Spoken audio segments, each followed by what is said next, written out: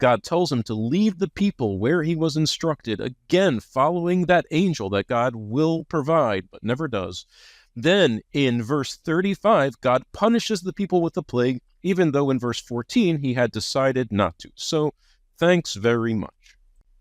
In chapter 33, God tells Moses to start traveling toward Canaan and how God will conquer the Canaanites again with that angel.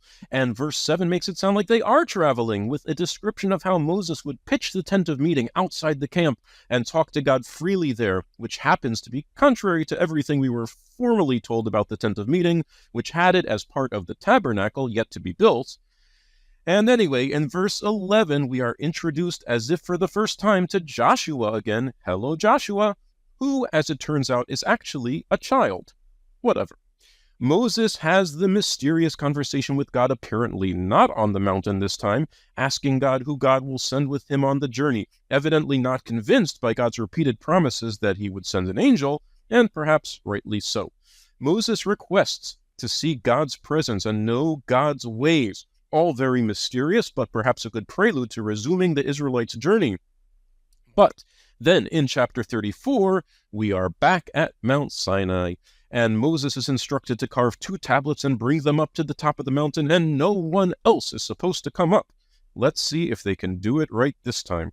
Moses goes up, God comes down again in a cloud, and makes the strange proclamation known as the 13 attributes of mercy.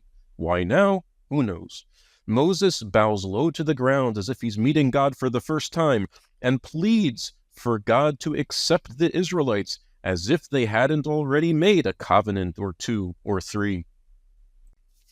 Then in verse 10, God makes another covenant that he will again conquer the Canaanites if the Israelites will observe another random set of laws, including not worshiping other gods, destroying sites of foreign worship, observing the Sabbath again, and certain holidays, and so on.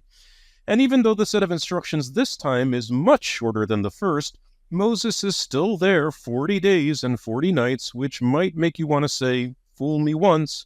But in any case, in verse 28, Moses writes down on the tablets the terms of the covenant, which you might think would be the covenant God just introduced in verse 10 with the phrase, quote, "Behold, I make a covenant with you." But the next words are the 10 statements, which suggests that Moses actually writes down the Decalogue, something totally different, which we were led to believe he had already written down many chapters earlier.